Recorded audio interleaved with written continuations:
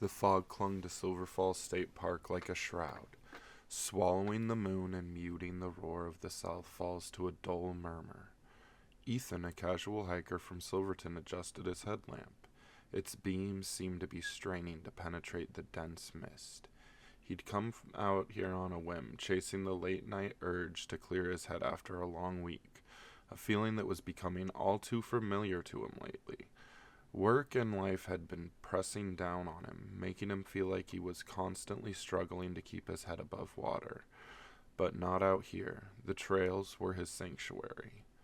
But tonight, they felt different. Too quiet, too narrow. The dense fog made the trail feel claustrophobic, like he was in a corridor with no end in sight. He'd chosen the Maple Ridge Trail, a 2.6-mile loop he knew by heart. Figuring it'd be a quick escape, his boots crunched on damp leaves, the only sound beyond his shallow breath. The air was heavy, laced with pine and something sharper, like wet earth turned wrong. Ethan shook it off. Fog played tricks, it always did. But as he passed the junction where the trail dipped towards the North Falls, a prickle ran up his neck. He stopped, scanning the trees slowly. Nothing but shadows in the faint drip of water from unseen branches. "Get a grip," he muttered, tugging his jacket tighter. He kept moving, faster now, the trail narrowing as it wound through the towering Douglas firs. That's when he heard it. A soft snap, like a twig breaking underfoot. Somewhere to his left, he froze, headlamp sweeping the fog. The beam caught only trunks and ferns, their edges blurred into gray. Probably a deer, he told himself, or maybe a raccoon. Silver Falls was alive at night. Nothing sinister about that. He started again, but the feeling grew, a weight like eyes boring into his back. Another snap, this time closer behind him. Ethan spun, heart thudding. Hello? His voice cracked, swallowed by the mist. No answer, just the creak of branches swaying in the breeze he couldn't feel.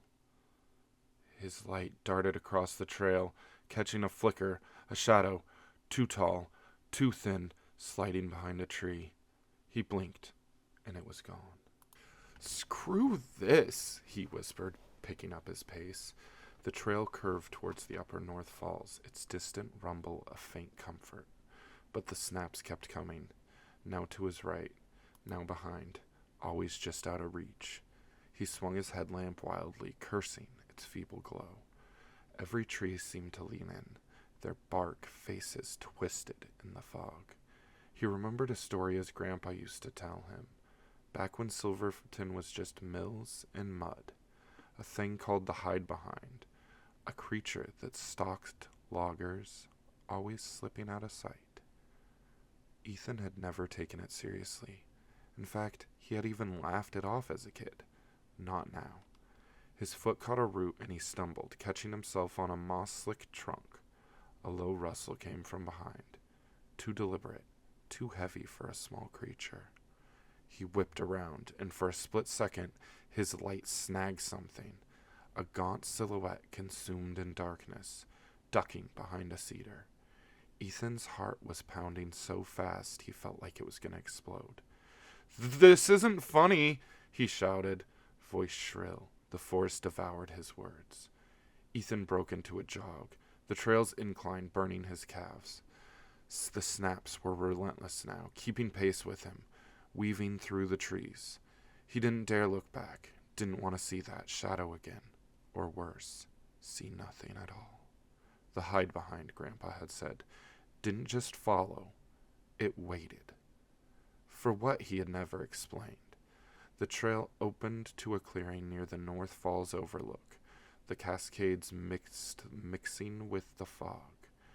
Ethan's lungs burned as he stopped, hands on knees, scanning the tree line.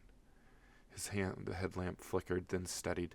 Come on, show yourself, he panted, half hoping he'd see a coyote, anything normal. A branch snapped, sharp and close, just beyond the clearing's edge. His light swung up and caught a glimpse of movement, a black shape slithering behind a stump. Too fast. Too wrong. At that moment, Ethan bolted, sprinting the final stretch towards the trailhead parking lot where his truck waited for him. The snaps pursued him, a rhythm now, mocking his strides. He fumbled for his keys, the fog parting just enough to reveal his beat-up Ford. He managed to get his door unlocked and threw himself inside, slamming the door and locking it.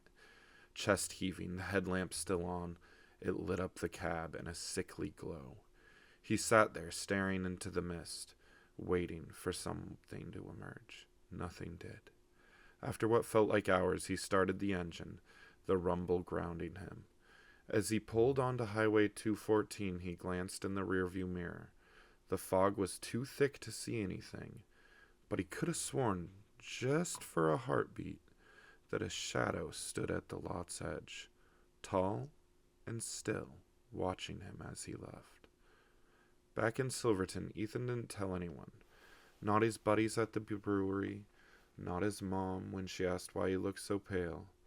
But he stopped hiking alone at night, and he never went back to Maple Ridge.